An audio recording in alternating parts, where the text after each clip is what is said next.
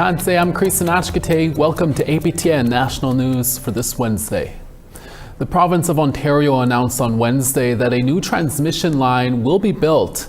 It's to support development in the mineral-rich area known as the Ring of Fire in northern Ontario. According to the province, Hydro One will develop and construct a 230-kilometer transmission line that will run from Nipissing Bay to a station near Arrowland First Nation. Construction is expected to be completed within the next 6 years. Stephen Lecce, Ontario's Minister of Energy and Mines, was joined by Greg Rickford, Ontario's Minister of Indigenous Affairs, along with several First Nation leaders for the announcement. According to Lecce, the project will address the rising demand for electricity in the north and create 7,000 new jobs. Binjitiwa Bikzanging Anishinaabe First Nation will have a partnership in the project. Chief Gladys Thompson says it will mean a sustainable future. I'm happy to be here today. It's a very exciting time for me, for our partnership with Hydro One. It's one of the largest, it's the largest electricity provider in Ontario. Together, we can build a stronger, more sustainable future for all our communities. The future is looking brighter for our people, for the creation of more jobs, clean energy, and reliable power for years to come. The partnership is based on trust, transparency, and mutual respect.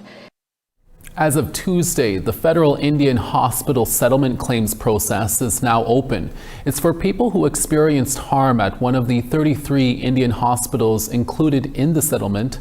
From 1936 to 1981, the federal government operated the hospitals as tuberculosis treatment centers.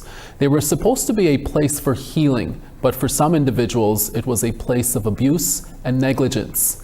Doug Lennox is a class council representative to talk about what the process will be for claimants. Doug Lennox, thank you so much for speaking with us. My first question is, what is the settlement agreement about and who could be eligible? Well, Chris, the settlement is about 33 federal Indian hospitals that were operated across the country between 1936 and 1981. And those hospitals were not a happy place. They were not run the way they should have been. The idea of segregating one group of Canadians into these substandard institutions, that shouldn't have happened. And so the government has acknowledged its mistake and is trying to make amends. There are 100,000 Indigenous Canadians across the country who suffered and who may potentially make a claim, and I hope they all find out about this case so that they can. As you said, Doug, these hospitals ran for about 45 years. How many estimate eligible claimants are there? We estimate there are about 100,000 survivors that are still alive, or their families where they can make an estate claim, we hope that most of them will come forward. And Doug, can you explain what is the first step of the claims process for someone who thinks they may be eligible?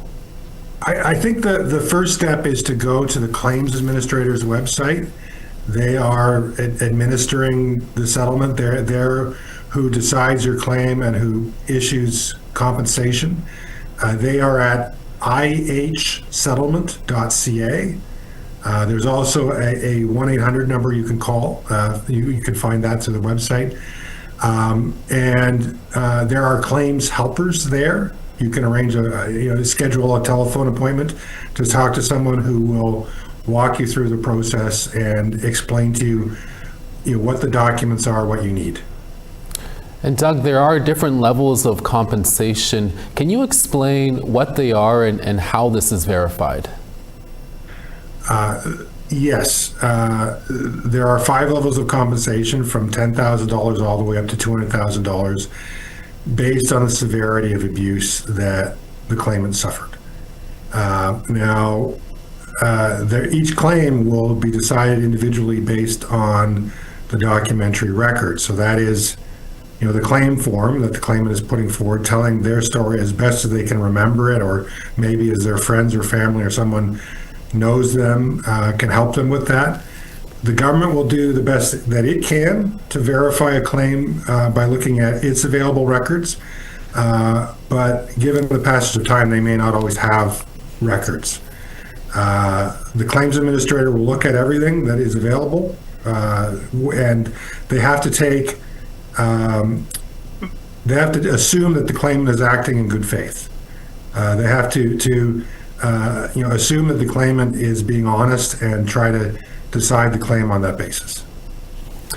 Finally, Doug, once a former patient has submitted a claim, how long do you think it will take to receive this compensation?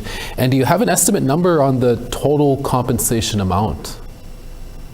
So it's going to take a while to decide all these claims because it is a long process. I don't have an accurate estimate for you right now. As the process continues, the claims administrator will provide information about how it's doing in its job. The claims process is open for 2.5 years. So, people have some time to get their claim in. I would urge them not to rush.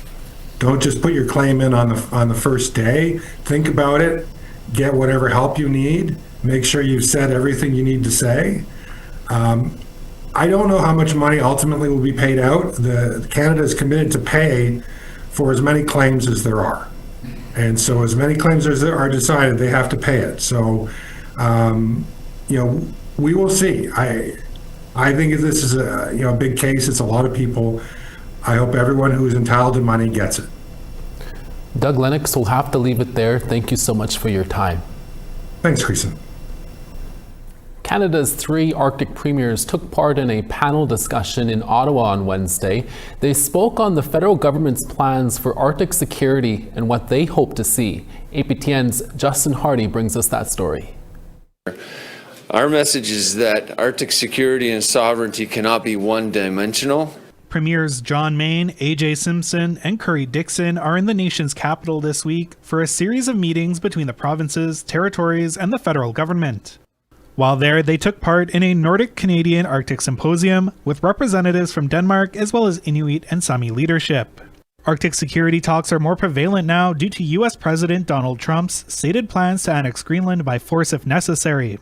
AJ Simpson is Premier of the Northwest Territories. He told reporters the Prime Minister's speech in Davos bodes well for Arctic security. What the Prime Minister laid out, that plan will necessarily benefit the North. He talked about the need to ensure that we aren't reliant on other powers, that we can defend ourselves to the extent that we can, and that means strengthening security in the Arctic, and that's hard security, and that's going to mean investments on the ground in infrastructure, in community infrastructure, as well as military infrastructure and boots on the ground. So I'm based on that, as well as the conversations I've been having with the federal government, I fully expect that we're going to see significant investments in the North. Nunavut Premier John Mayne said that Arctic security needs to be holistic. We can't have state-of-the-art military technology flying in the face of communities that are impoverished and in need of basic infrastructure for drinking water, for housing, energy security. These are the types of things that need to be considered in terms of Arctic security and sovereignty, and we are encouraged so far with the conversations that we've had. Yukon Premier Curry Dixon says that he wants to see the Prime Minister's words translated into action. We want to see that new approach to the world reflected. And in addition to the new sort of geopolitical positioning, the Prime Minister made a number of comments about some work that he had intended to do here at home, including the development of our economy and the development of the Canadian North, investment in the military, and so on. Those are great commitments and ones that we support very much. We need to see them translated into action now. And so we look forward to working with the federal government to understand how that action is going to work. The 3 territorial leaders will remain in Ottawa throughout the week, meeting with provincial premiers as well as federal leadership. Justin Hardy, APTN National News, Iqaluit. As premiers gather in Ottawa for Thursday's premiers meeting with the Prime Minister, National Chief Cindy Woodhouse-Nepenak is here to tell us about a future similar meeting that will involve First Nations chiefs. That interview after the break. Don't go away.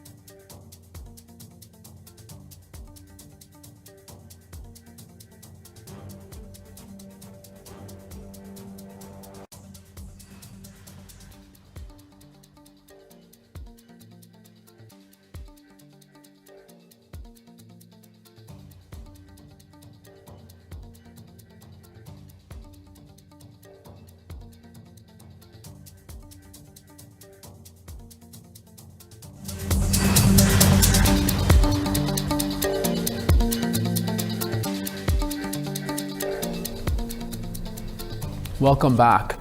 The 13 provincial and territorial leaders are in Ottawa today getting ready for the First Minister's Conference with the Prime Minister on Thursday. Indigenous leaders aren't part of that meeting. However, Prime Minister Mark Carney did announce at the December AFN gathering in Ottawa that a joint First Ministers meeting with First Nation leaders was in the works. For more on that proposed meeting, we're joined by AFN National Chief Cindy Woodhouse-Liebenack. National Chief, thank you for speaking with us. As mentioned, First Nations will not be at the table for the First Minister's meeting in Ottawa on Thursday, but Prime Minister Mark Carney did promise a future meeting with himself, the premiers, and First Nations leaders. Can you tell us when that might happen? Absolutely. Look, we're first of all, I just want to say we look forward to the First Minister's meeting on First Nations issues later this year. It's long overdue. A lot of work is needed to address the long-standing socioeconomic gaps that exist in this country. It's also very timely, of course, because we're facing threats from the South. We're facing unity challenges here at home on separatist movements like in Alberta and in Quebec. So a national meeting on First Nations issues is something that chiefs have fought very hard for, First Nations have fought very hard for, and we want to make sure that it's done right. So since the Prime Minister had made the commitment in December, I also want to uplift all the premiers of the country who are united as well in our push when we had asked to push for a First Minister's meeting, that they're in unison with us. So I want to thank the premiers for that. We've also been talking with elders, of course, with the AFN National Executive and chiefs across the country and First Nations experts. Next month in Montreal, chiefs and business leaders are invited to a national forum to discuss economic priorities related to the First Nations economy. And based on what we've heard so far, some common themes are emerging. First of all, that this First Minister's meeting can't be a one and done. We need ongoing federal and provincial processes to make sure that there is follow through and accountability. 20 years between meetings is not acceptable. Second, that we can't rush this planning. It was a mistake to ram Bill C5 through last year, as you recall, and it would be a mistake again to have this First Minister's meeting without giving time to co-develop the agenda properly with First Nations and First Nations chiefs and councils. National Chief, at the December AFN Assembly, the Prime Minister said it would be First Nations people who would set the priorities for that meeting. What do you see those priorities being? You talked about it a bit there. I'm thinking about inadequate housing and a lack of consultation from the feds, that being flagged time and time again, but also, like you said, the need for more police resources in First Nations. Yeah, absolutely. Look, policing, water is another issue. I know that there's disparities in the conversations. I'm going to say First Nations are wanting water for all Canadians. If there's one thing that our people are good at, it's making sure that we stick up for the rights of everybody and the future generations. We can't just think of the here and now when it comes to water. And I know that there's some provincial jurisdictions that when we look, for instance, on a First Nations water bill, I know that those conversations are uncomfortable to have, but they're so important. When it comes to policing, there's all these different regions and silos, and we've seen, we want to talk about, for instance, ICE, for instance. I don't know, I'm just going to say it, and I haven't said it before, but we're concerned when we see 2 people killed down in the States. Well, down here in Canada, when was that? Not last year, the year before, in over 4 months, there was 15 First Nations people killed over 4 months. And, just this year alone, I think there's, my staff are getting the numbers from yesterday, but looking at some of those numbers are really shocking. And we have to go back towards policing as an essential service. We're underserved on First Nations communities, meaning we don't have police forces or limited, but yet off reserve we're over policed and we end up incarcerated. So I know that those are uncomfortable conversations, but we do need to talk about policing across this country. And I know that even the RCMP has different divisions, and Quebec has, different entities, and we need to have that conversation on policing and, of course, other issues like the infrastructure gap, between Canadians and First Nations. And, you see, the disparity when it comes to education. So lots of different issues. There's like I said, there's no shortage. What do we want to change for ourselves? And I'd like to hear from First Nations about that. And keep an eye on our website, and I want to hear from First Nations people, on let's change the trajectory for our kids and leave them a better life. AFN National Chief, will have to leave it there. Thank you so much for your time. Shimigwich, thank you. The Junos recently announced its list of its new Indigenous nominees for 2026. That story after the break.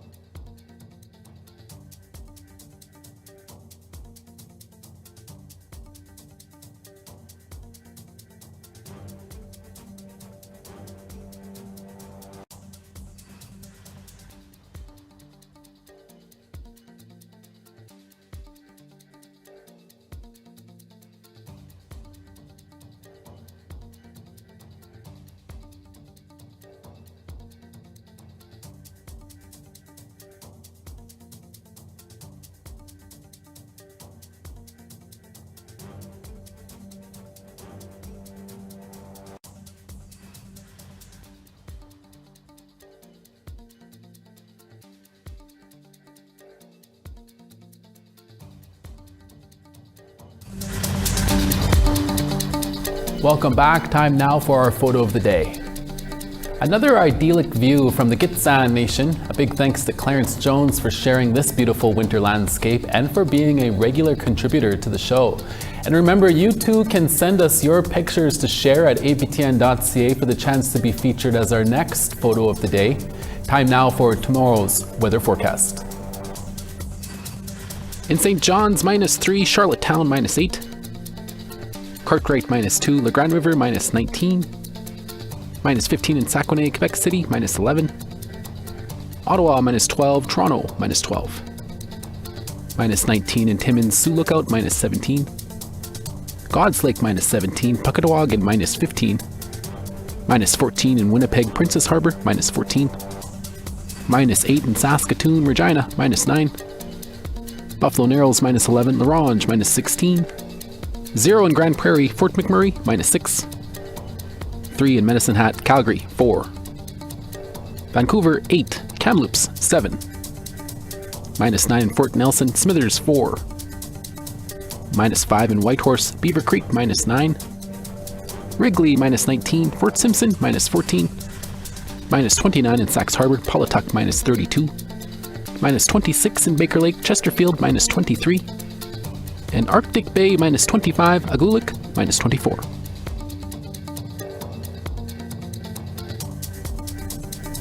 At the crossroads of heritage and local flavors, a young Indigenous chef is making waves. APTN's Kim Sullivan traveled to Canada's smallest reserve to meet him and sample the flavors he's sharing with the world. Ici, c'est mon pain banique. Once a picky eater, Maxime Lisette now leads a restaurant that celebrates the diversity of tastes in the small reserve of Kakuna on the south shore of the St. Lawrence River. J'ai été un enfant très difficile quand j'étais petit. J'aimais cuisiner, mais j'aimais pas nécessairement manger les choses qu'on cuisinait, moi et ma mère. At 11 years old, a young Maxime participated in a culinary camp organized by La Table des Chefs, a non-for-profit founded by chefs who fight food insecurities and promote food education.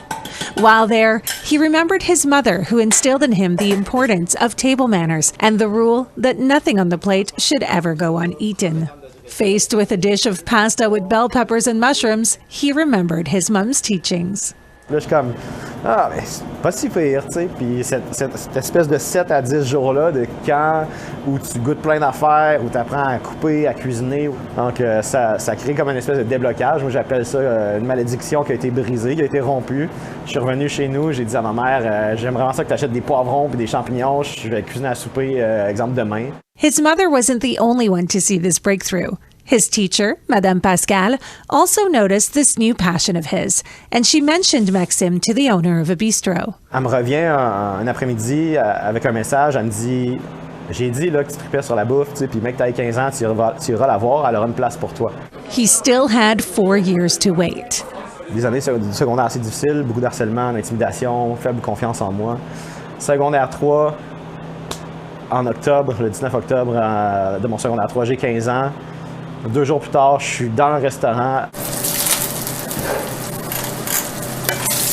Now, 14 years later, he is the head chef of Makwahamuk, a new restaurant in Kakuna established last summer by the Wolastoqiyik Washpekuk First Nation. Le mot communauté résonne différemment justement d'une communauté à l'autre. Puis nous, on est très éparpillés. Donc, des projets comme ici, le restaurant, ça vient un peu recréer un ancrage sur le territoire. Makwahamuk means gathering in Wolastoqey. Le logo ici signifie vraiment un wigwam, qui était les habitations traditionnelles pour les communautés algonquines. Here, the Wolastoqiyik, people of the beautiful and bountiful river, can have a taste of their culture. C'est sûr que des entrées qui ne pourraient pas nécessairement avoir ailleurs. On a un chromeski d'eau mort qui est une de nos entrées signature, avec un espuma d'oursins, des oursins qui sont pêchés en face à Kakuna ici. It's a place where the bounty of the land shapes the menu. Pour moi, il y a comme un espèce de lien entre le territoire et la cuisine qu'on fait. Moi, j'essaie toujours de cuisiner avec le territoire qui m'entoure, les gens qui m'entourent.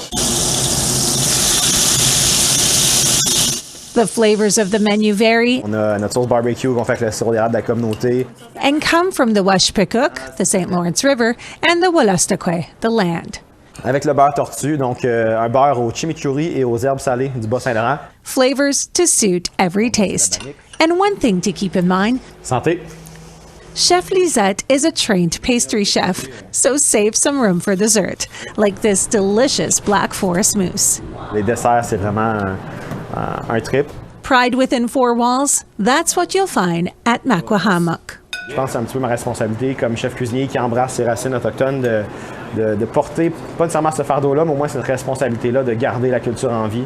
C'est un petit peu la langue, un petit peu le mode de vie, un petit peu la culture, la philosophie, un petit peu de tout finalement. Including an open-minded approach to welcoming any young people interested in cooking. Tu savais comment je les prends sous mon aile, les jeunes, là. Si tu savais. And what about his old teacher, Madame Pascal? Pascal Lévesque, je pense que ça s'appelait. À un moment donné, j'aurai un projet, je l'inviterai, j'essaierai de trouver ses contacts, puis j'y offrirai un repas, une bonne bouteille. Mon premier emploi est un peu poussé grâce à elle, fait que j'en dois une. Gratitude, plated, and ready to be served. Kim Sullivan, APTN National News, Kakuna. And finally for us, the nominees for the 55th Annual Juno Awards have been announced. Among them are multiple First Nation and Inuit artists are nominated in 5 different categories this year. Only stories in this town. The Juno Awards take place in Hamilton, Ontario on March 29th. They are Canada's largest music awards show. The traditional Indigenous Artist of Group of the Year nominees for 2026 are Bad Eagle, Bear Creek, Manitou Makwa Singers, Pew-Kwa-Thuk, and YB Nakota. In the Contemporary Indigenous Artists or Group category, Ace Anabi, Sebastian Gaskin, Shawnee Kish, CB and Tia Wood are all nominated. Manitoba musician William Prince is one of 5 nominees in the Contemporary Roots category for his song Further from the Country. Other categories featuring Indigenous nominees include Crystal Shawanda for Blues Album of the Year, Snotty Nose Rez Kids for Rap Single of the Year, and Morgan Toney Traditional Roots Album of the Year. Best of wishes to all of the Indigenous Juno nominees. And that's your evening newscast for this Wednesday. APTN National News Daytime is back again tomorrow midday. Please join us then. From our HQ in downtown Winnipeg and from all of our reporting staff from across the country, Kananasko Mitinan, thank you for watching. We'll see you again next day.